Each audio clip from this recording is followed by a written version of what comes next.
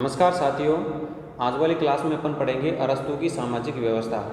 इससे पहले अपन ने जो अरस्तु का आदर्श राज्य है उसके बारे में अध्ययन किया, अरस्तु की जो न्याय व्यवस्था है उसके बारे में अपन ने अध्ययन किया और जो अरस्तु की सामान्य जानकारी है वो अपन ने पढ़ी। अरस्तु का जो संविधानों का वर्गीकरण है उसके बारे में अपन ने अध्ययन किया।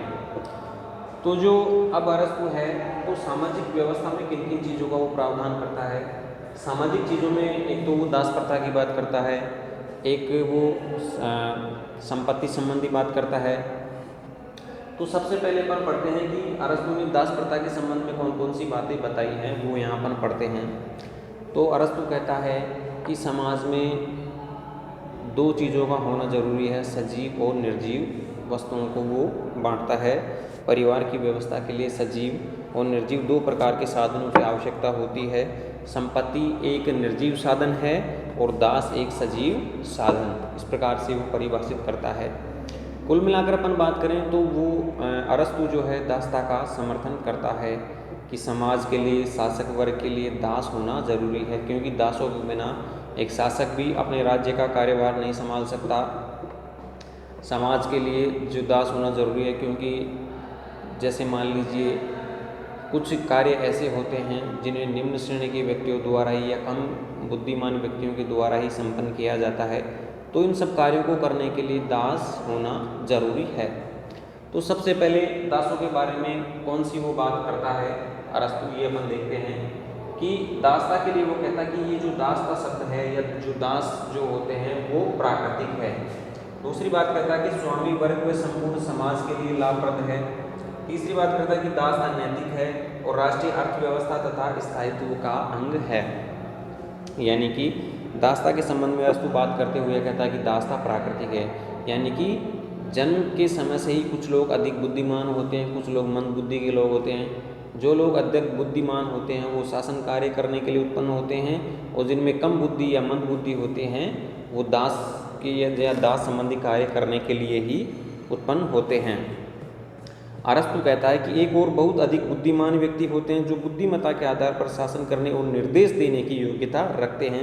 दूसरी ओर ऐसे बुद्धिहीन व्यक्ति होते हैं जो केवल आज्ञा पालन की क्षमता रखते हैं। स्वाभाविक रूप से प्रथम श्रेणी के व्यक्ति स्वामी और द्वितीय श्रेणी के व्यक्ति सेवक होते हैं। इस प्रकार प्रथम जो श्रेणी का जो व्यक्ति है वो मानसिक तौर पर प्रतिनिधित्व करता है। तो ये जो दासता है उसको अरस्तु ने क्या माना है, ये प्राकृतिक है, प्रकृति से ही व्यक्ति तेज दिमाग वाला और निम्न श्रेणी का होता है। दूसरी बात करता है कि स्वामी वर्ग व संपूर्ण समाज के लिए लाभप्रद। देखिए, दासों के बिना जो एक शासक वर्ग है वो अपने राज्य का कार्यकाज नहीं संभाल सकता। राज्य के जो निम्न श्रेणी के कार्य हैं वो शासक ही दासों के माध्यम से कर सकता है। यानी कि स्वामी वर्ग के लिए इस संबंध में अरस्तु कहता है कि जिस प्रकार वीणा आदि यंत्रों की सहायता के बिना उत्तम संगीत उत्पन्न नहीं हो सकता, उसी प्रकार दासों के बिना स्वामी के उत्तम जीवन तथा बौद्धिक एवं नैतिक गुणों का विकास संभव नहीं है। तो स्वामी वर्ग के लिए दास होना जरूरी। समाज में जैसे कृषि कार्य है, उत्पादक वर्ग है, तो ये सब कार्य कौन करेगा, ये सब कार्य एक दास वर्ग ही करेगा। तीसरा है कि दासता नैतिक है, यानी कि अरस्तु नैतिकता के संबंध में कहता है कि दास विवेक शून्य प्राणी होता है, किंतु बुद्धिमान वर्ग के व्यक्तियों के संपर्क में आकर या संपर्क में रहने के कारण उसमें विवेक और गुण, उसमें विवेक जो रूपी गुण है वो अवश्य उत्पन्न हो पाता है, और स्वामी के धर्मशील जीवन में भाग लेने से उसका नैतिक उत्थान और उसके व्यक्तित्व का विकास संभव होता है। तो यानी कि जैसे मान लीजिए दास नैतिक है तो वो उसमें अपने जीवन में जो दास है अगर थोड़ा बहुत भी उसमें सोचने समझने की शक्ति होगी तो अपना नैतिक विकास वो कर सकता है। नंबर 4 की बात करें तो राष्ट्रीय अर्थव्यवस्था स्थायित्व का आएंगे, यानी कि राष्ट्रीय अर्थव्यवस्था या जो राज्यों की अर्थव्यवस्था के संचालन के लिए भी दास बहुत ही जरूरी है, क्योंकि दासों के बिना एक जो उत्पादक वर्ग जो कार्य करता है, या अरस्तु ने एक स्थान पर कहा है कि जो तेज दिमाग वाले जो सोचने समझने वाले व्यक्ति होते हैं वो शरीर से दुबले पुतले होते हैं, और जिनमें मंद बुद्धि होती है वो शरीर से अधिक बलशाली होते हैं, तो वो शारीरिक रूप से सक्षम होते हैं और वो उत्पादक वर्ग का कार्य कर सकते हैं। तो जैसे व्यापार संबंधित कार्य जो है दास वर्ग आसानी से कर सकता है। तो ये चार जो बातें हैं वो दास प्रथा के समर्थन में अरस्तु करता है कि दासता प्राकृतिक है, स्वामी वर्ग व संपूर्ण समाज के लिए दासता लाभप्रद होती है, दासता नैतिक है, राष्ट्रीय अर्थव्यवस्था तथा स्थायित्व का अंग वो मानता है। अब इसके साथ में अरस्तु दासता के लिए कुछ अनिवार्य शर्तें भी लगाता है कि जैसे मान लीजिए कोई व्यक्ति जन्म से दास है तो वो अपने आप में सुधार करके या अपने जीवन को सुधार करके मन मस्तिष्क को तैयार करके वो दासता से मुक्ति भी पा सकता है। जैसे मान लीजिए दासता को वो दो वर्गों में बांटता है, एक प्राकृतिक और दूसरा कानूनी। कानूनी के रूप में वो कहता है कि जैसे मान लीजिए कोई व्यक्ति युद्ध में, कोई शासक युद्ध में हार गया तो उसके सैनिक जो हैं वो दास बनाए जाते हैं, लेकिन अगर उनमें सोचने विचारने की क्षमता है तो उनको दासों के जीवन से मुक्त किया जा सकता है। अरस्तु क्या कहता है कि दासता दो प्रकार की होती है, एक प्राकृतिक और दूसरी कानूनी। पहला बताता है वो प्राकृतिक और दूसरी दासता के संबंध में बताता है वो कानूनी। प्राकृतिक दासता के संबंध में बात करते कहता है कि कुछ लोग जन्म से ही प्रकृति से ही मंद बुद्धि के होते हैं और कानूनी रूप से जिन लोगों को जबरदस्ती बाध्य करके दास बनाया जाता है या युद्ध में हारे हुए व्यक्ति। अब देखिए दो प्रकार के वो बताता है, प्राकृतिक और कानूनी। क्या कहता है कि प्राकृतिक दास वे दास होते हैं जिनका केवल शारीरिक विकास हुआ है और जो मानसिक दृष्टि से बुद्धिहीन थे, यानी कि उनकी जो बुद्धि है वो कमजोर है, सोचने समझने की क्षमता उनकी कमजोर है। जबकि कानूनी दास वे होते हैं जिन्हें युद्ध में पराजित किया जाता है। अरस्तु कानूनी दासों को दास नहीं मानता क्योंकि युद्ध सदैव न्याय संगत नहीं होते और विजय अनैतिक भी हो सकती है, क्योंकि जो युद्ध होता है वो उसमें छल कपट का सहारा भी लिया जा सकता है। अतः अरस्तु का विचार है कि युद्ध बंदियों को दास तभी बनाया जाना चाहिए जबकि वे विजेताओं की अपेक्षा बुद्धि में हीन हो, यानी कि जो युद्ध में हारे हुए व्यक्ति हैं उनको दास तभी बनाया जाना चाहिए जब जीतने वाला पक्ष उनसे मन मस्तिष्क में सोचने विचारने की क्षमता से कम हो, यानी कि हारे हुए व्यक्तियों की उनसे मंद बुद्धि कम हो तो ही दास बनाए जाने योग्य हैं। अगर उनमें मन मस्तिष्क में सोचने समझने की क्षमता ज़्यादा है तो वो दास नहीं बनाए जा सकते। दूसरी बात, जो दासता के लिए वो शर्त लगाता है उसमें दूसरी शर्त वो कौन सी बताता है कि दासों का अच्छी तरह पालन पोषण करना और दासों और स्वामियों के दोनों के लिए हितकर होगा। यानी कि जैसे मान लीजिए कोई व्यक्ति अगर दास बनाया जाता है तो स्वामी वर्ग द्वारा उसका अच्छी तरह से लालन पालन पोषण किया जाना चाहिए, वो एक शासक वर्ग के लिए हितकर सिद्ध होता है। तो वह कहता है कि दासों के प्रति स्वामी वर्ग के व्यक्तियों का व्यवहार सहृदयतापूर्ण होना चाहिए। उसने कहा है कि जो स्वामी दासों के प्रति अच्छा व्यवहार न करे उन्हें राज्य द्वारा दंडित किया जाना चाहिए, यानी कि एक शासक के लिए आवश्यक है कि वह दासों का अच्छी तरह से ख्याल रखे। तीसरी शर्त वो बताता है कि सभी दासों को मुक्ति के अवसर और आशा प्रदान की जानी चाहिए। अब एक स्थान पर वो कहता है कि यूनानी लोग बुद्धिमान होते हैं, यूनान के लोगों को दास नहीं बनाया जाना चाहिए। यूनान निवासी सर्वाधिक बुद्धिमान होने के कारण कभी दास नहीं हो सकते।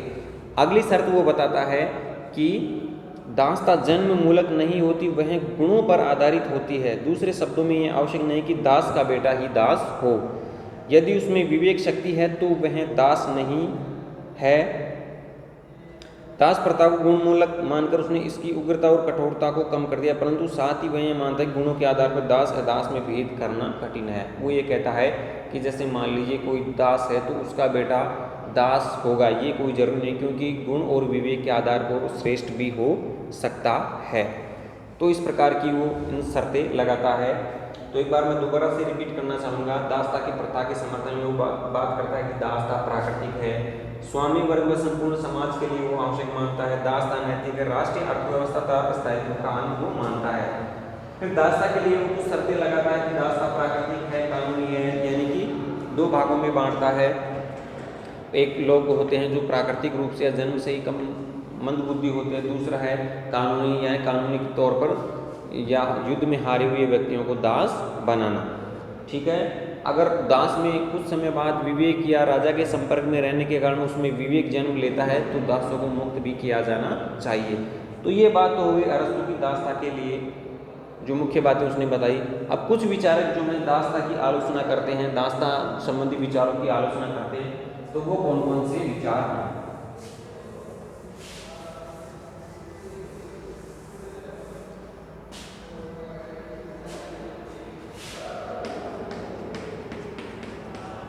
अरस्तु की दास्ता संबंधी विचारों की आलोचना।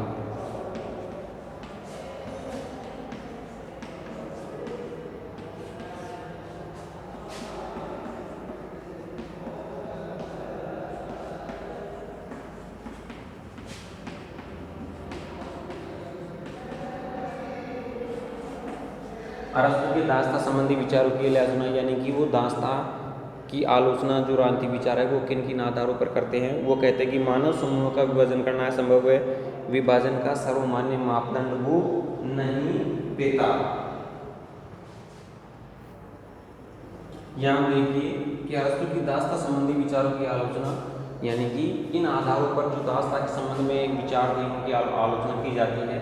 सबसे पहला मैंने कहा कि मानव समूह का विभाजन असंभव, विभाजन का सर्वमान्य मापदंड वो नहीं देता, अव्यवस्था उपद्रव का कारण भी हो सकता है, स्वतंत्रता व समानता की धारणाओं के विरुद्ध और जातिगत अहंकार से पूर्ण। यानी कि अरस्तु की जो दास्ता संबंधी विचार दिए तो उनकी आलोचना करते हैं विचारक। वो क्या कहते हैं? सबसे पहला कि मानव समूह का विभाजन असंभव, यानी कि जो अरस्तु ने दास्ता के लिए जो विचार दिए तो उसमें दो वर्गों में पूरी जनसंख्या को उसने बांट दिया। एक तो जो विवेकशील प्राणी है और एक जो है मंद बुद्धि। तो ये जो पूरी जो जनसंख्या को या पूरी मनुष्य को दो भागों में बांट दिया उसने, तो ये थोड़ा संभव नहीं है क्योंकि व्यक्तियों में कई प्रकार के मन मस्तिष्क सोचने क्षमता वाले व्यक्ति होते हैं, तो दो प्रकार से विभाजन करना उचित नहीं है।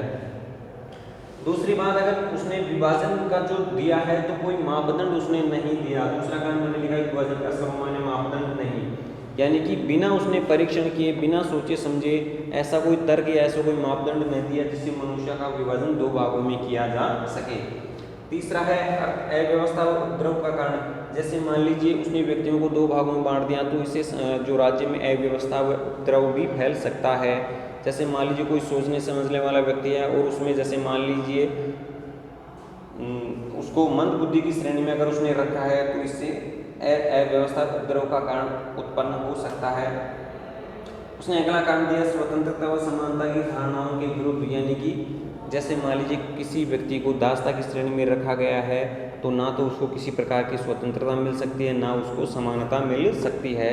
सिर्फ जो विवेकशील व्यक्ति है, गुणवान व्यक्ति है, वो ही इन चीज़ों का सुख भोग सकता है। तो इन धारणाओं के विरुद्ध है। अगला बिंदु है जातिगत अहंकार से पूर्ण, यानी कि वो एक जाति के रूप में इसको परिभाषित करता है। यूनानवासियों के लिए कहता है कि यूनानवासी दास नहीं बनाए जा सकते, बाकी अन्य जातियों के जो लोग हैं, अन्य राज्यों के लोग हैं, वो दास बनाए जा सकते हैं। तो इससे जो उसकी जातिवाद जो धारणा है वो अहंकार से भरी हुई प्रतीत होती है। तो ये हैं अरस्तु के दास्ता संबंधी विचारों की जो आलोचना की बिंदु। मानव समूह है का विभाजन असंभव उसने बताया है, विभाजन का सर्वमान्य मापदंड नहीं, अव्यवस्था व उपद्रव का कारण हो सकता है, स्वतंत्रता व समानता की धारणाओं के विरुद्ध और जातिगत अहंकार से पूर्ण। तो ये दास्ता संबंधी उसके विचार हैं। अब अपन बात करते हैं कि अरस्तु ने जो सामाजिक व्यवस्था में दूसरा बिंदु है संपत्ति के लिए उसने क्या कहा है। तो जो अरस्तु है वो संपत्ति, निजी संपत्ति का समर्थक है। प्लेटो के विपरीत वो धारणा देता है। प्लेटो निजी संपत्ति रखने का पक्षधर नहीं है। इसके विपरीत जो अरस्तु है वो कहता है कि व्यक्ति के पास संपत्ति होनी चाहिए और उसका उपभोग जो है सामूहिक होना चाहिए। तो संपत्ति के लिए अरस्तु क्या कहता है कि व्यक्तिगत संपत्ति जो है सामूहिक संपत्ति से अधिक उपयोगी है, बशर्ते कि उसका प्रयोग सामाजिक क्षेत्र में परंपराओं व रीति रिवाजों और राजनीतिक क्षेत्र में उचित कानूनों द्वारा नियंत्रित होना चाहिए।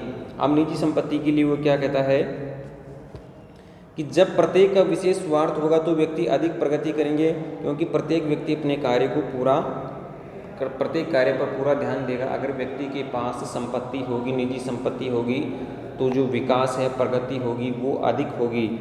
दूसरे कथन में वो कहता है कि प्रकृति के द्वारा ही व्यक्ति को संपत्ति प्राप्त करने की प्रवृत्ति प्रदान की गई, यानी कि मनुष्य का प्रकृति से ही एक गुण है कि वो संपत्ति इकट्ठी करने का गुण उसमें है, यानी कि वो अधिक से अधिक संपत्ति अर्जित करना चाहता है।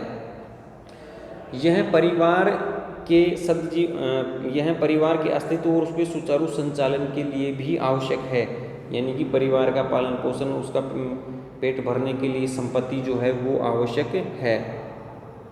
संपत्ति के आधार पर ही व्यक्ति जो है जीवन की सुरक्षा प्राप्त करता है। फिर अगले बिंदु में कहता है कि निजी संपत्ति सजीवन का एक आवश्यक गुण है। संपत्ति के आधार पर ही व्यक्ति का विकास संभव है। निजी संपत्ति के अभाव में उदारता, स्वतंत्रता और अतिथि सत्कार जैसे गुण नहीं अपनाए जा सकते। तो इस प्रकार जो अरस्तु है वो संपत्ति का समर्थन करता है। एक स्थान पर वो लिखता है कि प्रत्येक परिवार में उतनी ही संपत्ति होनी चाहिए जितनी उसके समुचित जीवन यापन के लिए आवश्यक है। आवश्यकता से अधिक संपत्ति होना उतना ही बुरा है जितना आवश्यकता से कम।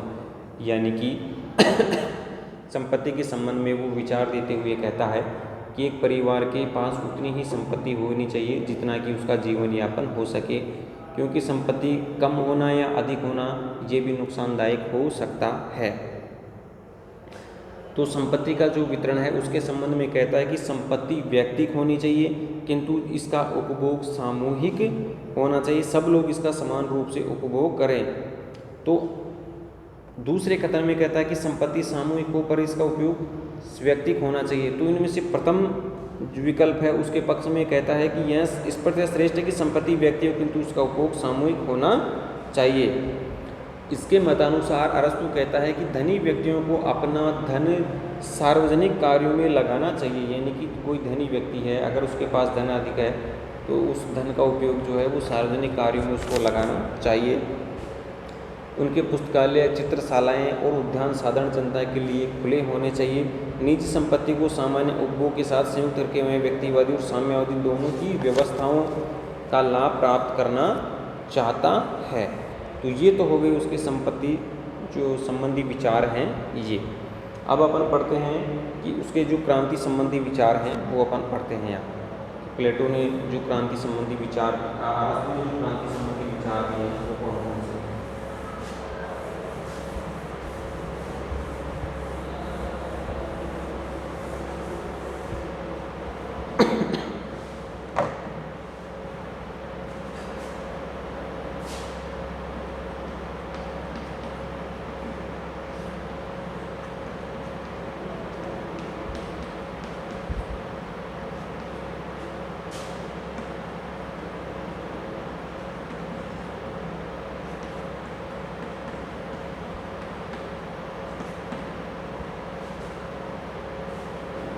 देखिए, अरस्तु जो क्रांति संबंधी विचार देता है तो वो किस प्रकार से देता है, क्रांति को क्या संज्ञा देता है।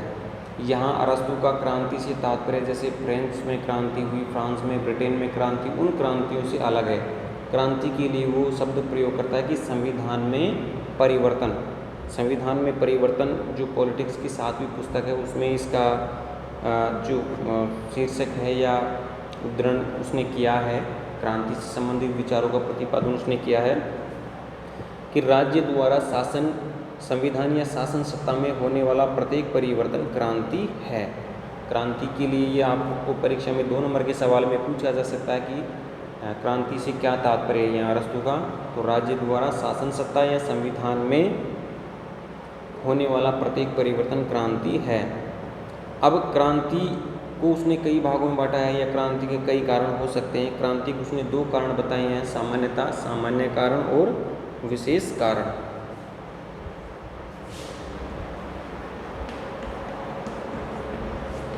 क्रांति के कारण, पहला है सामान्य कारण,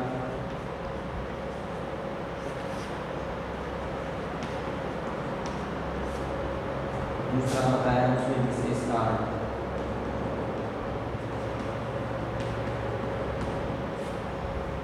यानी कि क्रांति के लिए वो 2 कारण बताता है, सामान्य कारण और विशेष कारण। सामान्य कारण में बताता है कि असमानता,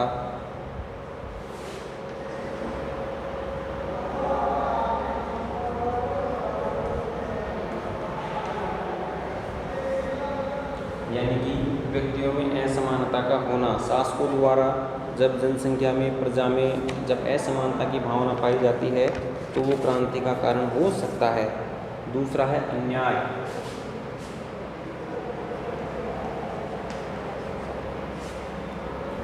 यानी कि जब शासकों द्वारा राज्य के व्यक्तियों को न्याय नहीं मिलता तो वो एक क्रांति का कारण हो सकता है, क्योंकि न्याय और मित्रता राज्य की नैतिक आदर्श, इसलिए अन्याय और दुर्भावना, असंतोष और अस्थिरता के बड़े कारण हो सकते हैं।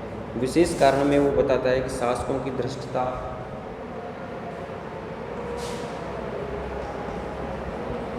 शासकों की धृष्टता या लाभ की लालसा,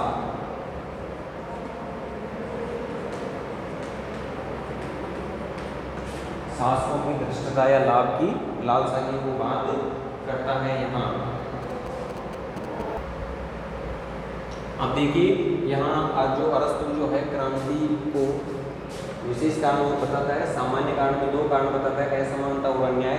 विशेष कारण में वो बताता है कि शासकों की धृष्टता या लाभ की लालसा की बात करता है, सम्मान की लालसा, इसी प्रकार की उत्कृष्टता, घृणा, भय, विदेशी तत्व है। तो ये विशेष कारण होते हैं क्रांति के।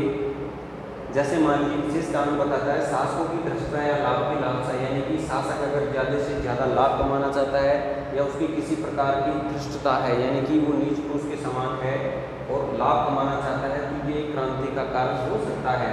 दूसरी वो बात करता है सम्मान की लालसा, किसी प्रकार का वो सम्मान प्राप्त करना चाहता है, किसी ऊंचे पद को प्राप्त करना चाहता है, तो इससे भी क्रांति की संभावना रहती है। किसी प्रकार की उत्कृष्टता, यानी किसी चीज़ को पाने की लालसा, तो अगर वो किसी चीज़ को पाने की लालसा चाहता है तो कहीं ना कहीं वो उचित कार्य करेगा।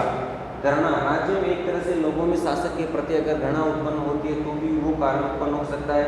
किसी प्रकार का भय अगर लोगों में है या विदेशी शासन से किसी प्रकार का भय है तो क्रांति को जन्म देता है। विदेशी तत्व, यानी कि अगर विदेशों से किसी प्रकार की या विदेशी राज्यों से किसी प्रकार के कुछ ऐसे तत्व आते हैं राज्य में जिनसे क्रांति का कारण हो सकता है, तो ये भी एक तरह से क्रांति के कारण हो सकते हैं। तो ये सब चीज़ें अरस्तु विशेष कारण में बताता है। शासकों की धृष्टता या लाभ की लालसा, सम्मान की लालसा, किसी प्रकार की उत्कृष्टता, घृणा, भय और विदेशी तत्व। एक तीसरा कारण वो बताता कि विभिन्न राज्यों में शासन प्रणाली में क्रांति के कारण, जैसे मान लीजिए कोई चतुर व्यक्ति है, वाग्वीर जिसको अरस्तु ने संज्ञा दी है, ज़्यादा बोलने वाला है, तो वो शासन प्रणालियों में धनिक तंत्र के प्रति वो क्रांति उत्पन्न करते हैं अपने जोशीले भाषणों के द्वारा। तो एक तीसरा कारण भी बताया है। तो ये आपको परीक्षा में जैसे आपसे पूछा जाए अरस्तु क्रांति संबंधी विचार, तो ये आपको 3 भागों में मैंने लिखा है, सामान्य कारण, विशेष कारण और विभिन्न राज्य शासन प्रणाली में क्रांति के कारण। सामान्य कारण में 2 भागों में बटा है, असमानता, अन्याय। ये जो 4-5 कारण मैंने लिखे, विशेष कारण और तीसरा विभिन्न राज्य शासन प्रणाली में क्रांति के कारण। तो ये तो हो गई क्रांति होने के कारण। अब अरस्तु बात करता है कि क्रांति अगर होती है तो उसे रोकने के उपाय किस प्रकार से किए जाने चाहिए, ठीक है, यानी कि उसको कार्य को शांत कैसे किया जाए। तो वही बात करता है कि सामान्य उपाय होने चाहिए और विशेष उपाय, वही 2 भागों में इसको उसने बांटा है। तो क्रांति को रोकने के उपाय कौन कौन से वो बताता है।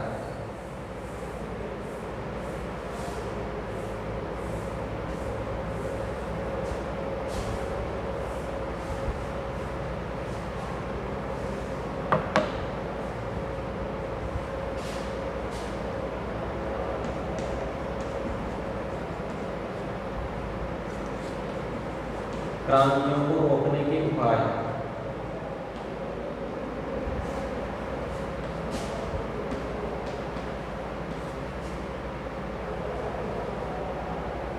इसमें वही 2 भागों में बांटता, सामान्य उपाय और विशेष उपाय।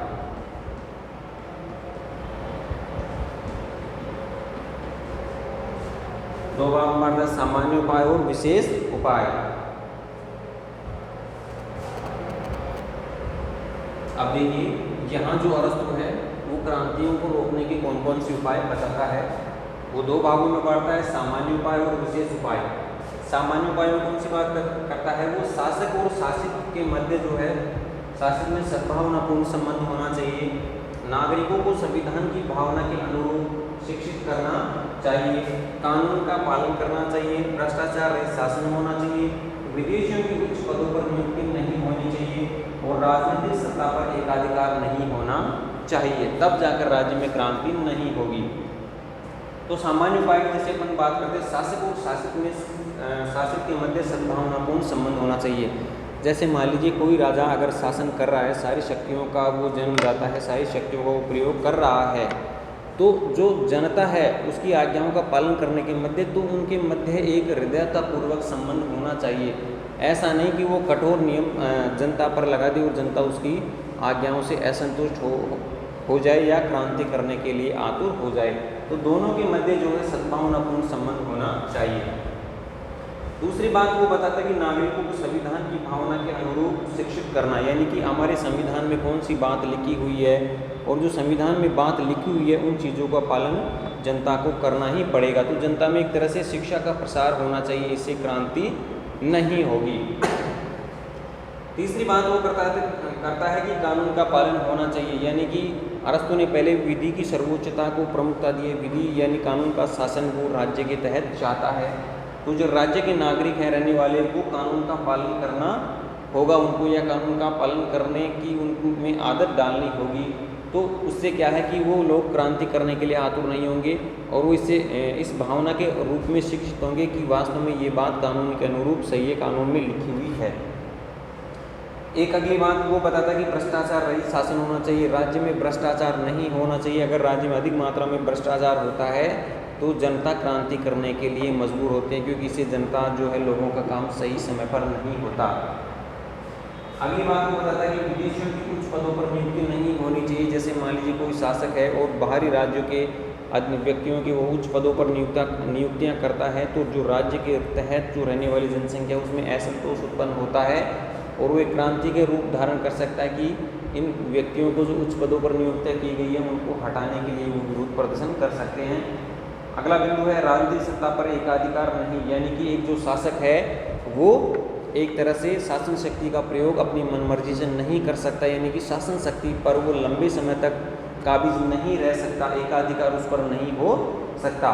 तो राजनीतिक सत्ता पर एकाधिकार नहीं होना चाहिए, सभी लोगों को बारी बारी से जो है लोगों को भागीदारी मिलनी चाहिए।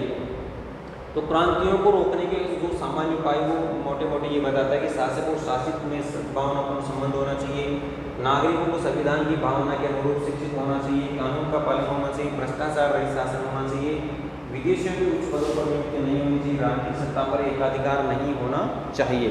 तो ये कारण जो है वो सामान्य कारण में बताता है। विशेष उपाय में वो बताता है कि प्रजातंत्र में धनिकों को उनकी संपत्ति की रक्षा का आश्वासन प्राप्त होना चाहिए। जैसे मान लीजिए लोकतंत्र है या प्रजातंत्र है, तो उसमें जो धनिक वर्ग है उनमें उनको संपत्ति की रक्षा का आश्वासन प्राप्त होना चाहिए और इस बात का ध्यान रखा जाना चाहिए कि जनता लोकप्रिय वक्ताओं या जननायकों के बहकाव में आकर क्रांति न कर बैठे।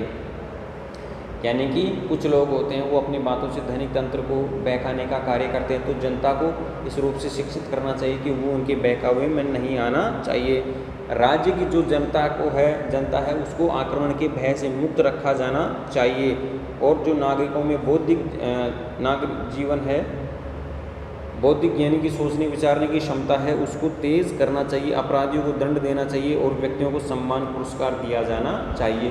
तो ये सब जो कारण है वो विशेष उपाय में वो बताता है। एक बात जो अपन ने जो पूरा पढ़ा है अरस्तु के बारे में, अरस्तु की सामान्य जीवनी अपन ने पढ़ी है।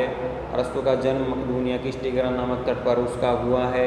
लीसियम नाम में उसने शिक्षणालय खोला है। अरस्तु जो है प्लेटो का शिष्य रहा है, सिकंदर का वो गुरु रहा है। उसने जो दार्शनिक राजनीति विज्ञान का जो जनक है उसके कारण मैंने आपको पढ़ाया कि अरस्तु को राजनीति विज्ञान का जनक क्यों कहा जाता है। इसके अलावा उसने जो नागरिकता के संबंध में धारणा दी है, राज्य के संबंध में जो धारणा दी है वो आपको पूरी पढ़नी है, क्रांतियों के संबंध में जो धारणा दी है वो आपको पूरी पढ़नी है, दासता के संबंध में जो धारणा दी है वो अपनी पढ़नी है। तो जो सवाल है कहीं ना कहीं इसी में से आता है। संपत्ति के संबंध में उसने जो धारणा दी है, एक क्रांति के संबंध में जो धारणा दी है वो आपको पढ़नी है। एक चीज़ जैसे मान लीजिए आपको पूछी जा सकती है कि अरस्तु की जो देन है, यूनान जगत में जो देन है वो कौन कौन सी रही, तो मैं आपको एक बार बता देता हूँ कि मानवीय प्रकृति तथा राज्य के उद्देश्य की उसने विवेचना की है, विधि की सर्वोच्चता का प्रतिपादन किया है, जो अपन ने पहले पढ़ा है, स्वतंत्रता और राष्ट्रसत्ता के बीच उचित संबंध बनाने की उसने कोशिश की है, शासन के जो अंग है उनकी स्पष्ट विवेचना उसने की है। तो ये सब चीज़ें जो है अरस्तु की राजनीति को यूनान जगत को देना, मध्यम मार्ग का सिद्धांत उसने दिया है। मैक्सी ने अरस्तु को जो है प्रथम जो राजनीति वैज्ञानिक का है, मैक्सी ने कहा है कि सत्य रूप में अरस्तु को राजनीति शास्त्र का विशिष्ट विवेचन करने वाला प्रथम वैज्ञानिक विचारक कहा है। तो ये अरस्तु के बारे में अपन ने अध्ययन किया। तो मित्रों आप इस चीज़ का ध्यान रखिए कि सवाल जो है 2 नंबर में से, 5 नंबर में से या 20 नंबर में से कहीं से भी पूछा जा सकता है। 2 नंबर का जो सवाल है वो बारीकी से आपको कहीं से भी पूछा जा सकता है। पूछ लिया गया कि अरस्तु के शिक्षणालय का नाम तो लीसियम के नाम से आपको लिखना है, उसमें अरस्तु की पुस्तकों का जो प्रकाशन वो कौन सी पुस्तकें उसने लिखी हैं, पॉलिटिक्स उसने राजनीति पर जो प्रसिद्ध पुस्तक रही है उसकी, एथेंस का संविधान उसने लिखा है, क्रांति के संबंध में आपको पूछा जा सकता है, दास्ता के संबंध में आपको पूछा जा सकता है, अरस्तु को राजनीति विज्ञान का जनक क्यों कहा जाता है ये बात आपसे पूछी जा सकती है, संपत्ति के संबंध में पूछा जा सकता है, राज्य के संबंध में उसकी धारणा पूछी जा सकती है। तो बात सवाल जो है वो कहीं ना कहीं इन्हीं में से आएगा। इसी प्रकार अपन ने जो पहले जो क्लासों में पढ़ा है प्लेटो के बारे में आप पूरा मैंने आपको बताया। तो प्लेटो अरस्तु यानी कि लगभग इनमें से 100% चांस रहते हैं कि सवाल पूछा ही जाएगा, चाहे वो बड़ा सवाल पूछा जाए या छोटा सवाल। आपको लगातार प्रैक्टिस करती रहनी है, लिखने की प्रैक्टिस आप करते रहिए क्योंकि हैंड राइटिंग परीक्षा में बहुत मायने रखती है। आगे वाली क्लास में अपन आगे वाले टॉपिक पर चर्चा करेंगे। तब तक के लिए धन्यवाद मित्रों, थैंक यू।